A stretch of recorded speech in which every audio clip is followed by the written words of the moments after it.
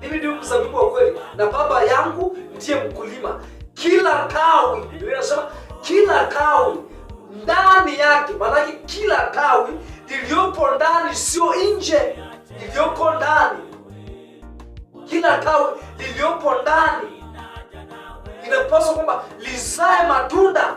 Lile tawi liliyopo ndani ya yule mti inapaswa kwamba lizae matunda. Ikasema tawi lisilozaa Bwana huliondoa na kulitupa mbali, manake ulitupa mbali, manake lisionekane. Je, wewe ni tawi ambaye unazaa matunda? Wewe ni tawi ambaye unaleta matunda ndani ya imani? Bwana, tunazungumzia kwamba wewe uliokoka, ambaye unamtafuta Mungu. Je, unaleta matunda kwa Yesu? Je, unahubiri watu wanaokoka, unawaleta kwa Yesu? Au kwa sababu wewe ulishuhudiwa kwamba Yesu anaokoa, Yesu anaponya, ukakubali na wewe ukaombewa toba, ukaungana na wenzako kwamba Yesu anaokoa, Yesu anaponya, lakini haujui namna ya kuwaleta wenzako kwa Yesu? Inapaswa kwamba ili ujue kutafuta, ili uzae matunda.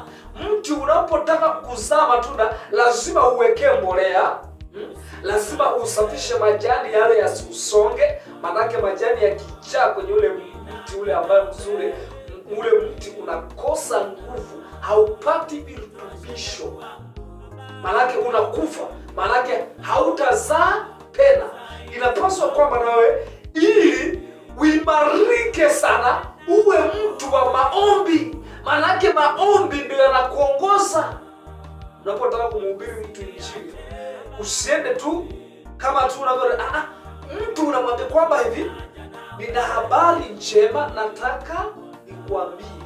Mtu akisikia kwamba hivi na habari njema nataka nikuambie, lazima atasikiliza, lazima atasubiri. Anaposubiri ndipo pale unamletea habari zile. Sio unafika ili unataka usema matunda, unafika tu Yesu anaokoa, Yesu anaponya, wewe mwenye dhambi tu, inatakiwa uje. Tulia, usiende hivyo. Tulia taratibu, mweleweshe mtu vizuri, manake unapomwelewesha vizuri, manake unatafuta kuzaa matunda kama ule mti. Mimi ndimi mzabibu wa kweli, Baba yangu ndiye mkulima. Kila tawi ndani yake lisilozaa Bwana huliondoa na kulitupa mbali, lakini lile tawi lizalo Bwana hulisafisha na kuliweka katika mazingira mazuri. Bwana Yesu asifiwe. Unapopaswa kuzaa matunda, inapaswa utulie katika maombi. Unamtafuta Mungu katika maombi. Kila jambo linaenda kwa maombi. Maana unamtafuta Mungu kwa maombi. Maana maombi ni silaha. Yanakufanya wewe ili upate kusonga mbele, yanakufanya wewe ili uimarike kiroho na kimwili, ili mipango yako iendelee kusonga mbele. Maana unakuwa na nidhamu na Mungu. Maana Mungu anaona mtoto wangu ana nidhamu na mimi, inapaswa kwamba matunda yale ambayo anataka ayajaze ndani ya kanisa, alete watu kwa Yesu. Maana tunaposema matunda, kuzaa matunda, maana kuwaleta watu kwa Yesu, kuhubiri Injili, unawaleta watu wapi? Kwa Yesu. Watu wanazidi kuongezeka, kanisa linazidi kuzaa, watu wanazidi kujua kwamba kuna Yesu anayeokoa, kuna Yesu anayebariki, unazaa matunda. Je, wewe mwaka umepita au miezi mitatu, umeleta wangapi kwa Yesu? Jiulize, nimeokoka. Kazi niliyoitwa na Bwana ni kazi ya aina gani? Ni kazi ya kufagia kanisa? Ni kazi ya kuimba? Ni kazi ya kukaa tu?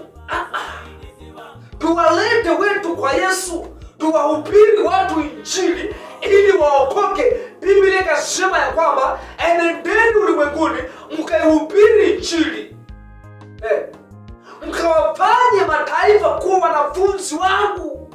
Maana tukahubiri wale watu ambao bado hawajamjua Yesu ili wamjue, maana wao wafuasi wa Yesu, wao wanafunzi wa Yesu, wapate kufundishwa. Katika uwepo wa Mungu, umeleta wangapi kwa Yesu? Hebu jiulize. Haleluya.